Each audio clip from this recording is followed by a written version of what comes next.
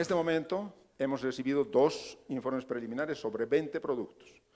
Hay situaciones, pues, digamos, poco satisfactorias en el sentido de que la información que nos están pasando ya no es de la gestión del consorcio Fidufosiga, donde habían las máximas incoherencias. O sea, no es del periodo 2005-2011, que fue el peor, sino es nos están entregando información de 2008, 2009 y hasta el periodo posterior, que obviamente tiene menos inconsistencias. Sin embargo, estamos esperando el informe final que está prometido para estos días para hacer público un pronunciamiento de la Federación Médica sobre este gran tema que lamentablemente ha salido de ser un tema atractivo para toda la opinión pública. En este momento, la realidad finalmente es triste. Nadie puede decir, ni en esta sala ni en ninguna parte, que está manejando información veraz de recobros. Existe una total incoherencia, existen graves inconsistencias y nadie sabe si realmente se perdió muchos recursos, como dijo la Contraloría, como decimos nosotros, o se perdió muy poquito, como dicen otros funcionarios. Es una situación realmente catastrófica, pero pues por lo menos a futuro la situación está resuelta. Obviamente esto ha tenido una modificación, ya no existe ese terreno de nadie que había en estos datos y hemos, por lo menos en la interacción que hemos tenido con las actuales autoridades del Ministerio, hemos encontrado respuestas suficientes, como sucedió cuando nos informaron los recobros de Imatinib, donde pudimos demostrar que habían graves inconsistencias entre los datos reportados por los laboratorios Alcismed y los datos de recobros que nos pasaron del Ministerio. Bien, esto es una invitación, aunque es para el final, pero es una invitación para todas las personas que están acá, todas interesadas en el tema, para, digamos, motivarles a, de cierta manera, ¿no?, colaborar para que desde su punto de trabajo ¿no?, se haga algo porque esta situación se resuelva, más allá de la forma en que se está resolviendo. Bien, vamos a la siguiente actividad y tiene que ver con las actividades de regulación de precios de medicamentos. Allá, en realidad, no es actividad de la Federación, es actividad del Ministerio y de todos los actores. Nosotros hablamos de 4 tipos de regulación de precios de medicamentos. Antes de eso, el problema. Entonces, el problema es que Colombia es un ejemplo mundial, inédito, de 2 fenómenos que solo hay aquí.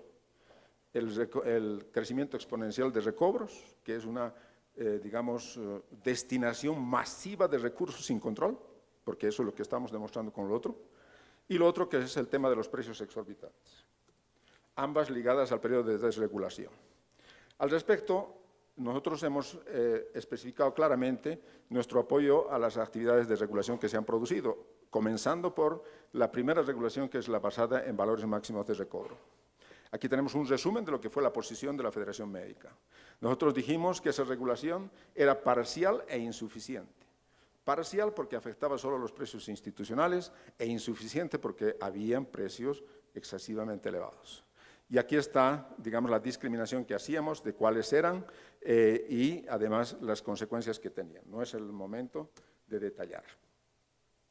Nosotros consideramos que el valor máximo de recobro tuvo un efecto positivo. Aquí tenemos un informe que nosotros presentamos sobre el comportamiento de los medicamentos biotecnológicos. Entonces, allá en ese informe, que reunía los años 2008 a 2011, puede verse el crecimiento que tenían los medicamentos biotecnológicos y la reducción que se produce en el año 2011 como producto de las medidas iniciales de valor máximo de recobro. Sin embargo, la alegría dura poco porque las farmacéuticas adoptan políticas de adaptación a la norma y aquí tienen el crecimiento de los principales productos. Pues, obviamente no es el momento de definir en detalle todos los demás, donde vemos que el producto más vendido, el de mayor valor para el sistema, el rituximab, incrementó en un 63% sus ventas en unidades con un cambio de indicación, hasta que nos demuestren lo contrario. O sea, además de su indicación básica, se promocionó la indicación artritis reumatoidea, que obviamente genera mayor uso de unidades. Entonces, tuvo ese incremento del más 41%. El segundo producto, también el más importante, tuvo un incremento de unidades del más 41%. Adalimumab, otro producto para artritis reumatoidea. Colombia, en términos de lo que tiene el costo para el sistema, es el país lleno de artríticos reumatoideos. Y hay algunos datos que son, digamos, que parecen corresponder a error, que es en este caso el bevacizumab, que es el Avastin, que reportó una varianza excesivamente elevada de unidades. Bueno, y eso pasaba con los medicamentos controlados a nivel institucional. A nivel comercial, aquí tenemos algunos ejemplos, ustedes no necesitan más ejemplos, los conocen directamente, y tomamos una pequeña comparación entre los precios que existían publicados en la página en una página española de sociedades científicas. Ahora esto ha sido bloqueado. Ese es el poder de las farmacéuticas. Tomamos como ejemplo dos productos que en ese momento tenían gran uso. En ese caso es el Nexium y comparamos los precios. De acuerdo con el precio máximo de venta, debía valer 26.000 pesos. El precio en canal institucional, reportado por el laboratorio, era de 153.000, en canal comercial 159.000 y en farmacia 180.000. En España, 29.000 pesos. Luego tomamos otro producto que es el Risperdal de Janssen. En precio máximo de venta tenía 221.000 pesos por 60 mililitros. En canal institucional 197, 287 canal comercial, 327 en farmacias. Y en España valía el equivalente de 32.000 pesos. Bien, esto ya ha sido ampliamente difundido, eso ustedes ya conocen, pues ejemplos hay por toneladas. Y nosotros hicimos el seguimiento pues, de todos los productos. Aquí tenemos otros dos ejemplos, en este caso sería del Plavix y del Lipitor. Esto es para mencionar dos cosas, que en esto ¿no? sucede que conversando con por entonces encargados de la política de regulación de precios, ellos sostenían, me parece que eso ha cambiado y eso me parece muy saludable, sostenían que la función del gobierno era garantizar que todos los ciudadanos tuvieran acceso a todos los productos. O sea, comparando con el ejemplo de las corbatas, ¿no?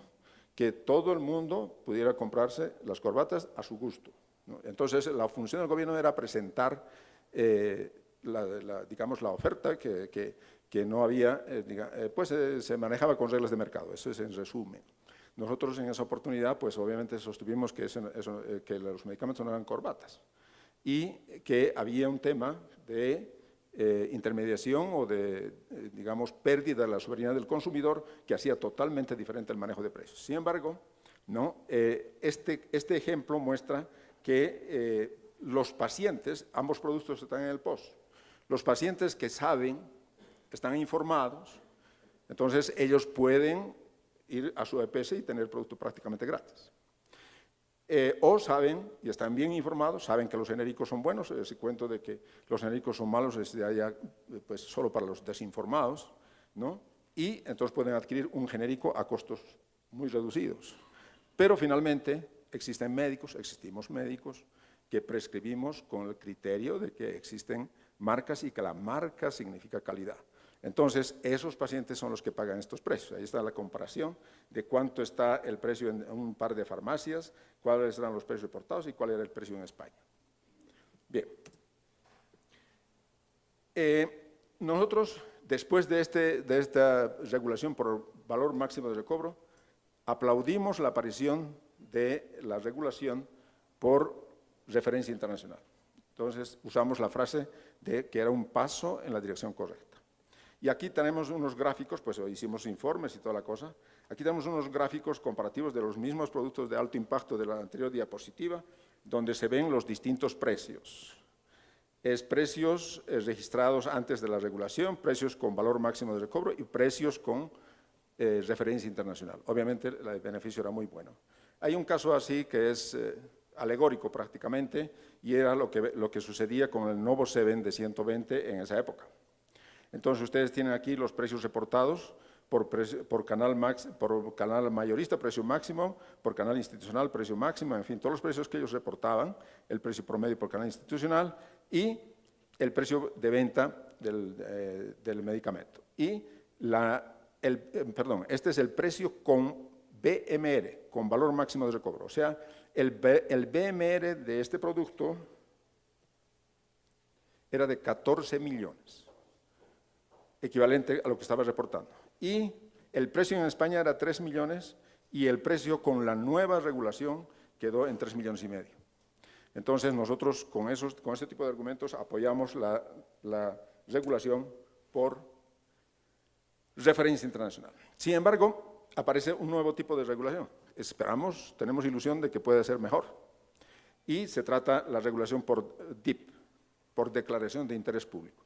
Esto es nuevo, acaban de hablar en este momento, y la esperanza es que sí puede funcionar. Entonces, en este caso se toma el mismo análisis de referenciación, pero incluyendo genéricos. Entonces, ese análisis obviamente va a dar mejores resultados y estamos pendientes de la respuesta que salga de la nueva Comisión Nacional de Precios de Medicamentos para ver si podemos iniciar litigio para que esa metodología que está diseñada para Glivec y Imatinib se aplique a los demás productos, que tienen precios exorbitantes, obviamente no a los que están razonables. Bien, y el último método, ahí veo al doctor Rossi. El último método que de todas maneras existe para la sociedad civil es el litigio. Entonces, el ejemplo más emblemático obviamente es el Caletra, que alcanzó a tener, después de una larguísima batalla jurídica, alcanzó a tener unos precios realmente razonables y eso es lo que está sucediendo en ese momento y fue por acción de la sociedad civil. Ahí nadie puede decir que hubo regulación. Si hubo una circular de la Comisión Nacional de Medicamentos, fue siguiendo una orden judicial trabajada por la sociedad civil. Entonces, esos son todos los métodos de regulación que hay y obviamente en esos estamos trabajando. Bien, aquí me encantó escuchar al doctor Javier con los planes que tienen en el INVIMA, etcétera. Realmente es la respuesta a todos estos pedidos que nosotros hacíamos. Nosotros no todas las hemos ganado, hemos perdido algunas batallas. Una de las batallas que perdimos es la obligación del INVIMA para que publique información para prescribir como cualquier agencia regulatoria decente. O sea, la FDA, la EMA y los vecinos, los chilenos, los peruanos, todos publican información para prescribir. Aquí la información para prescribir está cooptada por las farmacéuticas por medio de vademecums y otro tipo de medios de información que obviamente se basan en el interés comercial y ejercen una presión digamos, al uso irracional del medicamento. Entonces, una de nuestras batallas perdidas es que el INVIMA finalmente no publicó, pero ahora está publicando, va a publicar, ¿no?, información para prescribir medicamentos. Que se corrijan las bases de datos, ya nos han dicho que están en una tarea de corrección perfecta, ¿no? Que se corrijan inconsistencias del SISMED, obviamente los datos errados del INVIMA contaminan el SISMED, y que se proteja la base de datos. Bueno, ahí sí tenemos un argumento largo, pero no es el momento de conversar ese tema aquí. Que se publique la información de recobros, o sea, nosotros hemos perdido, pues hemos ganado legalmente, pero hemos perdido prácticamente la publicación de los recobros. O sea, en este momento, efectivamente, no se publicó esa información y aún no se está publicando. Entonces, y que se conozca el destino de los dineros públicos. O sea, tiene que haber un ejercicio de transparencia que le hace mucho favor, que le hace mucho bien a la salud pública. Bien, entonces, pero al margen de eso, sí la sociedad civil ha hecho algo, y es el origen mismo del observatorio. El observatorio era una propuesta de la Federación para montar una base de datos de medicamentos, y eso es lo que hicimos. Entonces, esa base de datos tiene que ser de alta calidad, independiente, basada en principios activos y uso adecuado. Esas son las reglas, no tienen que leerlas, ¿no?, pero son las bases fundamentales. Especialmente, esta es una descripción del manejo que hace de la información. La información, aún en el formulario terapéutico, tal como está, es una información, digamos, completa para productos de síntesis química, por ejemplo, pero no para los que están en este momento en la fiebre del registro sanitario, de la presión tecnológica, que es lo que nos va a llevar a la quiebra del sistema. Entonces, para los demás productos, para el ibuprofeno, para el omeprazol, para todos esos productos, el formulario terapéutico que ya está colgado en Internet y que todos seguramente ya hemos visto, es realmente excelente. Tiene una información trabajada, hace link con los recursos que hay, trae la información de precios, del termómetro de precios y trae las alertas del INVIMA. O sea, para estos productos se ha logrado el punto que nosotros deseábamos para el sistema en su conjunto. Es obvio que se necesita para los otros productos, para los verdaderos, para los conflictivos, para los de la presión tecnológica, Para eso nosotros armamos una antología de información farmacoterapéutica. ¿En qué consiste eso? Es que si el camino largo es hacer el formulario terapéutico, es construir esa información. Construir información independiente es un trayecto larguísimo y costosísimo. Entonces, lo que nosotros hemos optado es por la vía fácil, es hacer una antología, que es para un producto, el más raro, el más nuevo, ¿no?, es buscar sus fuentes. Ahora hay fuentes, pero nosotros lo hacemos entrando por la AEMS, la Agencia Reguladora Española. La AEMS, si tiene la descripción, la publica. Si no la tiene, la dispara para EMA. Entonces, siempre hay información en español y esa información ahora tiene una versión, además, HTML. Entonces, la que se puede, nosotros la incorporamos copy-paste, copiar y pegar en la base de datos. Y si no la podemos incorporar de esa manera, ponemos el link. Entonces, los pacientes, los médicos, no los pacientes, no, los médicos que tienen acceso gratuito a nuestra base de datos, tienen acceso a esa información, toda. O sea, ninguna información farmacológica está restringida de acceso. Nosotros sobrevivimos con la comercialización de la información económica, no de la información farmacológica. Bien, esa es la antología farmacoterapéutica, pero no voy a hacer, digamos, más argumentos sobre el tema, solo mencionar que reunimos información farmacológica, regulatoria y económica. O sea, se ha cumplido la propuesta. Entonces, en este momento, así no todos lo conozcan. Esta es una oportunidad para contarles a todos. Existen dos sistemas de información. El sistema, llamamos tradicional, ligado a las publicaciones que ustedes conocen, a los vademecums que ustedes conocen, a los libros de precios que ustedes conocen, que tiene las características que aquí están mencionadas. Se basan en nombres comerciales, influyen, sirven para promocionar marcas comerciales, promueven el uso de marca comercial, están financiados por las farmacéuticas para que les llegue gratis a fin de que ustedes paguen con su fórmula. Cuando informan precios, informan solo precios al público en la época esa y básicamente tienden a reproducir las imperfecciones del mercado. Este nuevo sistema de información que nosotros proponemos está basado en principios activos, incluye información de todos, no solo de los que pagan para promocionar sus marcas, promueve el uso de la denominación común, genérica o denominación común internacional, está financiado por los usuarios que necesitan información económica y que pagan por los que necesitan conocer, información de precios reportados al SISMED, encuestados por nosotros y regulados por el Ministerio. Se nutre del interés de los usuarios de superar las distintas barreras de asimetrías de información que hay. Bien, ese es ese sistema, no voy a hacer de publicidad, pero tenemos 6 opciones de acceso. Hay una opción, que es, comenzamos aquí, que es la gratuita de Internet, solo con información farmacológica. Existe una opción, que es la que vamos a promocionar este año, donde permite que el médico pueda prescribir basado en Internet. Eso no es el programita de la EPS. En el programita de la EPS le ponen unos nombres y es una rutina de prescripción. No, esta es una base de datos, o sea, es un aplicativo prescriptor muy sencillo el aplicativo, pero basado en una base de datos de medicamentos. Por lo tanto, cuando el médico selecciona un producto, le trae la escritura perfecta, el principio activo perfecto, la presentación perfecta, la composición perfecta, y el médico puede, a partir de ese momento, hacer fórmulas legibles, completas, con todo el conocimiento de lo que necesita saber en el momento de una prescripción ética, en el momento de unas buenas prácticas de prescripción médica. Entonces, esta opción en versión farmacológica es gratuita. Pero bueno, gratuita para todos. Un momento. Nosotros somos una organización gremial. Creemos que uno de los grandes problemas es que los médicos no estamos suficientemente agremiados. Entonces, el único requisito gratis, pero requisito, es que se agremien de alguna manera. Y para eso el Colegio Médico de Cundinamarca y Bogotá ha creado estatutariamente un rango, una categoría, que es de médico adherente. O sea, no tiene que pagar, solo decir que quiere hacerlo bien. Y entonces es incorporado como médico adherente y tiene acceso a este vademecum. Cuando alguien no es del colegio, para que lo conozca, le damos accesos temporales. Pero si ya es del colegiado, recibe accesos anuales mientras dure su vinculación al colegio. O sea, es gratis, pero con un esfuerzo de organización, de agremiación de los médicos. Bien, la otra versión ya les comenté, es donde el médico puede saber cuánto prescribe, eso es para casos especiales.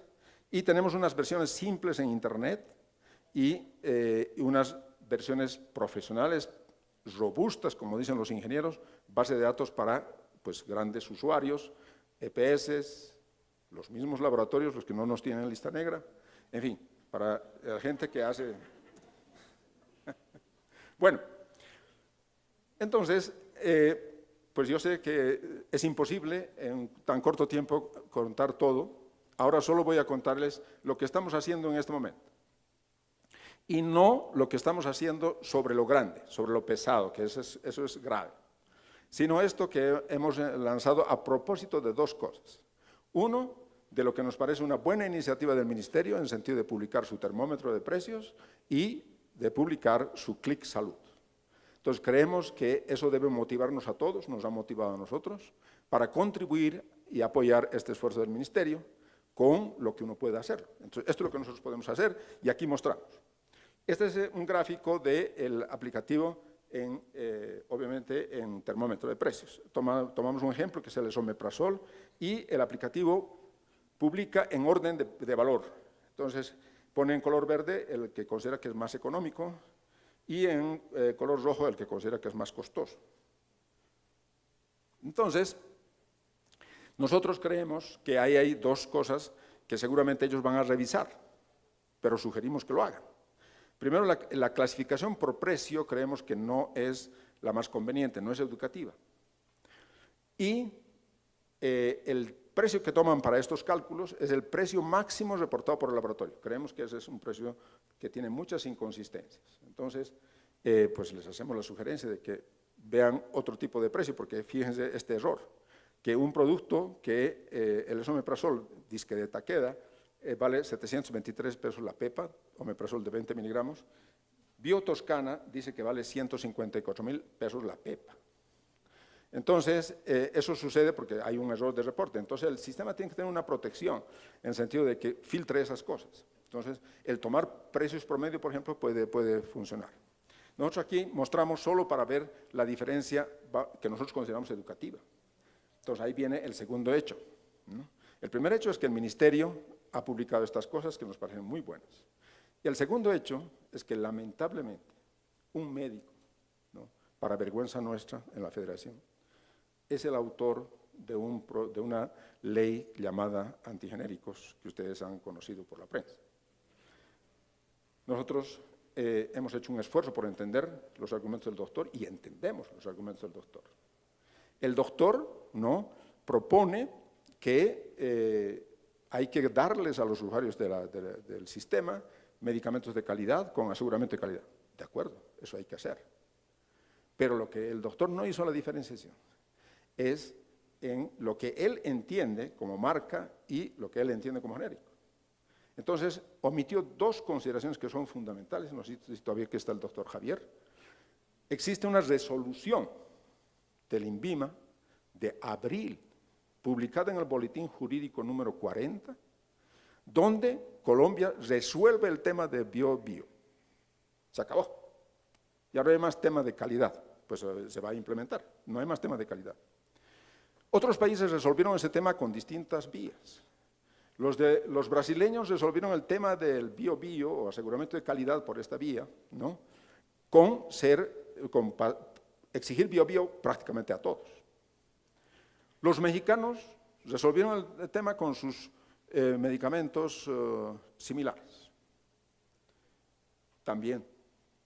Entonces, Colombia, que estaba en el grupo de los países que no había resuelto, digamos, sistemáticamente este tema, sí lo resolvió con esta resolución bio-bio. Esta resolución lo que hace es homologar la normatividad colombiana a lo que pide la OPS y la OMS. Nosotros nos hemos opuesto, ¿no? Vemos este lado bueno, ¿no? Vemos este lado bueno de que se va a acabar el tema de que hay genéricos malos y ese tipo de cosas. Es el lado bueno, pero vemos un lado malo. Uno se pone a ver la resolución y en la lista resulta, señores, o doctores, perdón, que ahora para sacar un medicamento competidor de imatinib, tienen que presentar estudios comparativos con Glivec. Eso para nosotros es una limitación al acceso. O sea, tenemos nuestras discrepancias técnicas, ¿no? Pero desde este otro lado se acabó el problema de los genéricos. O sea, el doctor que presentó el proyecto de ley no sabía eso. Su proyecto es posterior a la resolución, debía estar enterado de que ya no se necesitan más cambios en la regulación. Ya no, ¿para qué hay una ley si eso ya está? Entonces, desde el punto de vista técnico, el tema está resuelto. Lo que nosotros creemos que el doctor plantea con su propuesta y la gente con lo que nosotros escuchamos todo, nos dimos el trabajo de escuchar todo lo que se dijo en audiciones académicas, en audiciones no académicas, etc. Y realmente nos sorprendió la confusión que existe.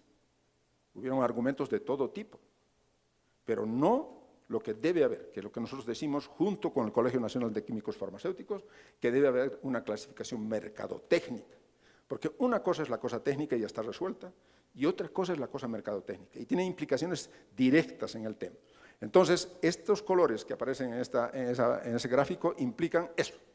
Hay una clasificación mercadotécnica entre lo que nosotros llamamos marcas pioneras, o sea, las que se usan en la fase inicial de comercialización de cualquier principio activo, con los nombres bien pensados, genéricos con marca, porque esos son unos genéricos a los cuales les ponen los nombres de fantasía, y genéricos genuinos, y el término está pensado para darle una connotación positiva. Los genéricos son buenos, y hasta que demos lo contrario, son de buena calidad y son una solución para los sistemas de salud en el mundo. Entonces, eso va aquí. Yo soy boliviano, no es que haya un sesgo nacional de poner rojo, amarillo y verde, pero esos son los colores que… Bueno, entonces, pues aquí es el ejemplo, pero yo creo que lo mejor que puedo hacer es suspender en este momento la presentación y entrar a internet y mostrarles cuál es el ejemplo de la página que estamos lanzando con la… Este sí es. Digamos esta es la página de Omeprazol. Pues está acceso libre en internet y tiene unos 5 puntos que son básicos. Hay una información, así va a ser, o sea, para cada principio activo. Vamos a tomar el principio activo líder de cada ATC a nivel 4 y el detalle va a nivel 5. Entonces, en este caso tomamos los inhibidores de la bomba de protones y ese es el caso del esomeprazol, que es el que más impacto tiene. Esto es lo que hace nuestro sistema con el Colegio Nacional de Químicos Farmacéuticos. Damos información farmacológica, información de impacto económico por cada producto y información de datos reportados a SISMED y con unas soluciones prácticas que nosotros creemos que ayudan. Entonces, ahí va la información farmacológica. ¿Qué es lo que buscamos? Primero, potenciar lo que está haciendo el Ministerio en las distintas oficinas. Entonces, aquí está el link para que se vayan derechito al formulario terapéutico nacional. Aquí les decimos qué tienen allá y hay una opción de buscar guías prácticas del Ministerio y si al final de cuentas quiere la cosa cocinada, pues entra a nuestra base.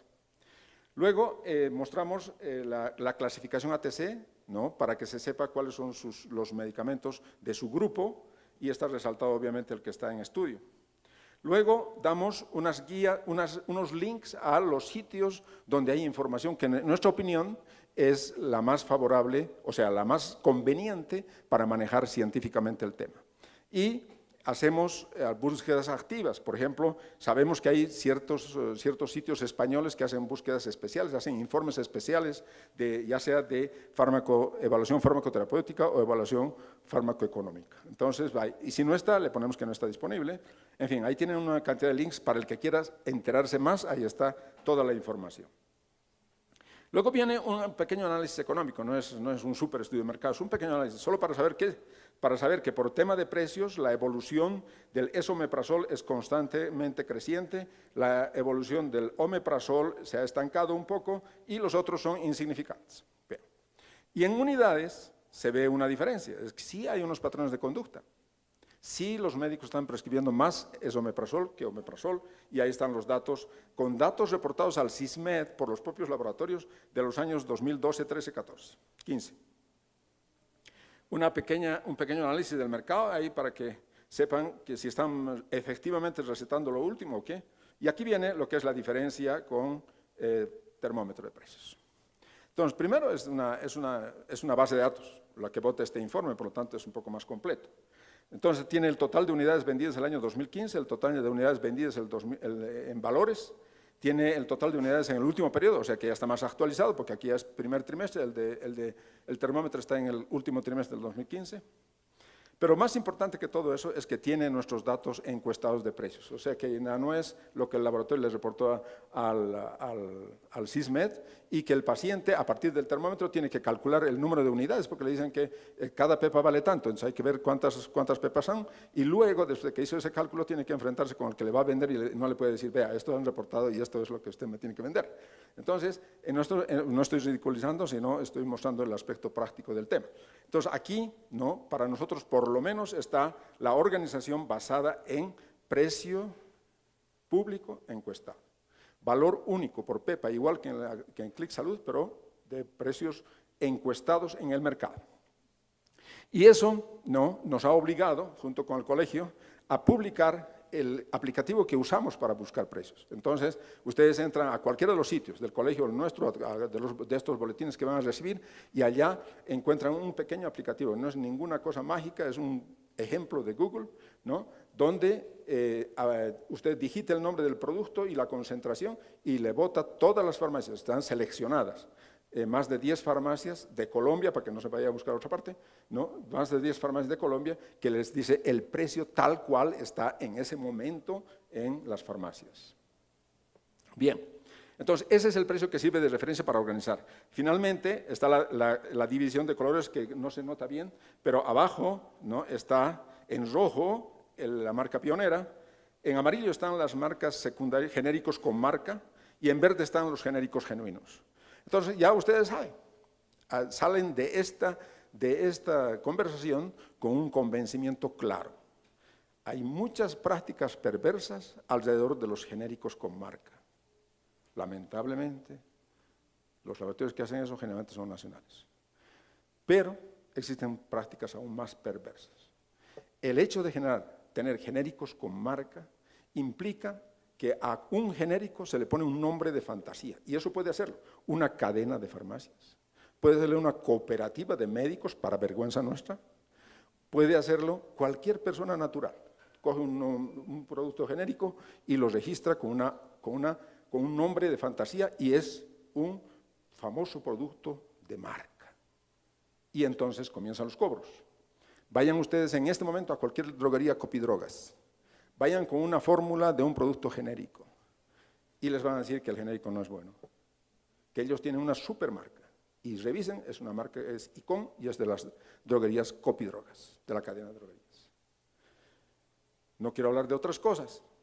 Hay una cooperativa de médicos, hay una cooperativa de médicos, cardiólogos prestigiosos, que tienen un laboratorio, donde le ponen un sellito en la receta y todo eso y tiene que ir a una determinada farmacia. Solo pregunten cuánto vale. Vale muy poquito por debajo del pionero, de la marca pionera, o igual y a veces hasta más que la marca pionera. ¿Por qué?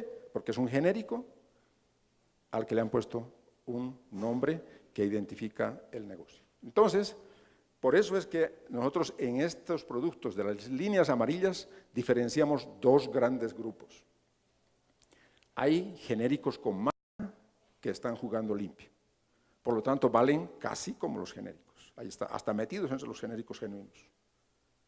Pero hay genéricos con marca que venden casi como el pionero, como si hubiesen hecho la investigación.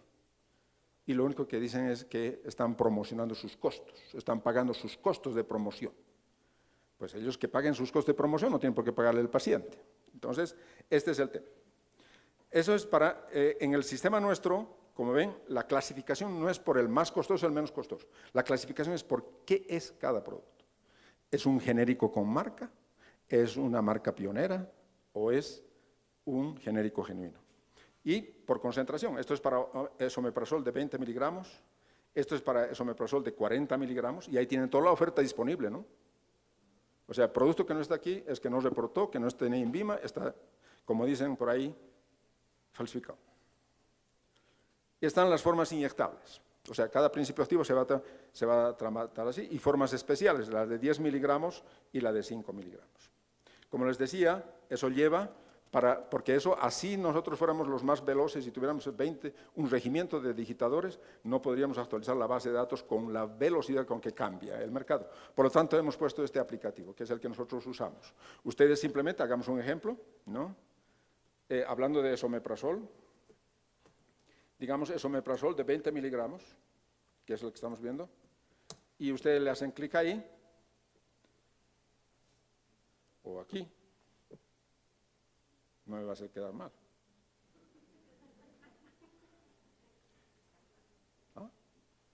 Me hizo quedar mal. Del internet. Bueno, aparece una ventana emergente, ¿no? Y en esa ventana están las farmacias que tienen eso, o sea, todas las farmacias de Colombia, ¿no? Bien, entonces esa es una opción que va. Finalmente, creemos que con este esfuerzo, que es parcialmente educativo, creemos que debemos hacer énfasis en la farmacovigilancia.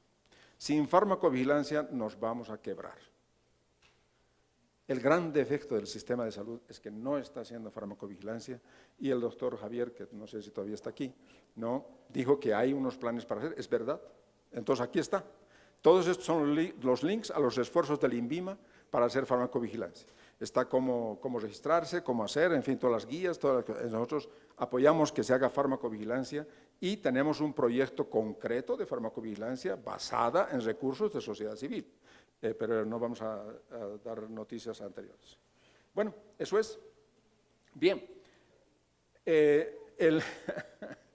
Bueno, pues hay mucho más que hablar, ¿no? Yo solo quiero mencionar un tema. Esta es una solución propuesta por la sociedad civil.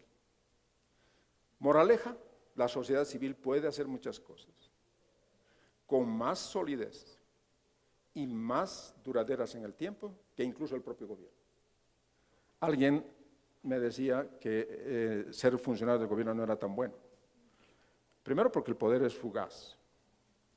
Y segundo, porque nunca, entre otros en ese está un exdirector del INVIMA en este momento, nunca se acaba la posibilidad de que quede empapelado, ¿no? Algo que firmó, por ahí aparece.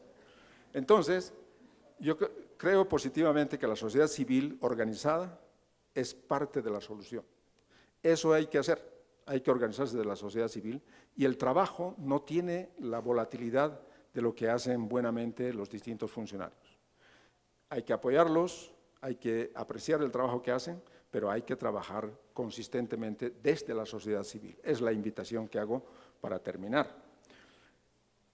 Y solo para mencionar que el otro tipo de problemas que tenemos en este momento, les quiero contar una cosa, ya solo verbalmente. El tema de lo que se presentó aquí como las iniciativas del Ministerio, con los 3 artículos de la Ley de Plan Nacional de Desarrollo, es un tema delicado. AFIDRO dice que por interés de defender la salud pública y por interés de defender el derecho fundamental a la salud, ha demandado esos 2 artículos, el 71 y el 72, ante la Corte Constitucional. La sociedad civil, para vergüenza de todos nosotros, no se ha pronunciado. El procurador se ha pronunciado a favor de la demanda. Entonces, esa decisión, que aparentemente es muy buena para neutralizar la presión tecnológica de la que habla el ministro y que pocos le paran bolas, ¿no? Ese artículo vital está en riesgo de ser neutralizado. O sea, es posible que sea declarada inconstitucional y por lo tanto se pierda ese recurso. Por esa vía se va a empeorar lo que ahora ya existe. Ahora estamos bajo la presión de una innovación tecnológica que ojalá fuera buena. ¿A quién con 2 dedos de frente se le ocurre que una innovación tecnológica que realmente tenga valor farmacoterapéutico sea limitada en su acceso? A nadie propone eso. Lo que propone el Ministerio en esa decisión es que la falsa innovación tecnológica, aquellos cambios que no son verdaderos cambios tecnológicos y que cuestan demasiada plata, esa sea evaluada, porque no es que se le niegue, es que se evalúe obligatoriamente, ¿no? Esa es la ley, ese es el artículo 72, no dice bloqueen, dice que se evalúe, que haya una existencia, que existe una evaluación. Y eso es lo que había que hacer. Entonces, nosotros pues, apoyamos la medida, pero es obvio que vemos los riesgos que hay. Sobre ese tema, nosotros estamos en este momento en el otro litigio del que no les hemos hablado. Es el litigio que llamamos específico. Entonces, tenemos el caso del asunaprevir. Es un medicamento para hepatitis C. En este momento en la prensa está que hágase examen para hepatitis C, usted puede tener hepatitis C, revísese, porque eso es curable. Bueno, esa es la parte buena.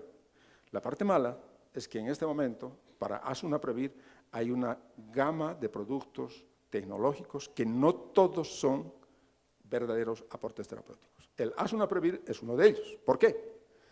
Porque el asunaprevir ingresó a Colombia sin evaluación, pues sí tiene evaluación. Pasó todos los filtros, para decirlo de alguna manera. Está evaluado por el IETS con ciertas limitantes. Está protegido por decreto 2085. Vendió en el primer trimestre 5.000 millones. Este medicamento fue retirado por el mismo Bristol Myers Squibb en los Estados Unidos. Entonces, lo que nosotros estamos haciendo es un derecho de petición, pidiendo a las autoridades que nos digan, porque el medicamento en su registro sanitario necesita unos requisitos para ser utilizado. Tiene que haber una tipificación del virus, porque no es para todos. Tiene que haber pues, unos requisitos para su uso. Entonces, lo que nosotros en el derecho de petición pedimos es, díganos si se cumplieron. Y si no se cumplieron, díganos qué medidas están tomando para que se cumplan. Y por esa vía existe el derecho de pedir que en los casos en que no se cumpla, en los casos en que se haya aplicado inadecuadamente, es justo que devuelvan la plata. Entonces, este es el litigio específico con el que ahora estamos siguiendo lo que antes hicimos en lo que les mostré en la primera parte. Muchas gracias y un saludo especial.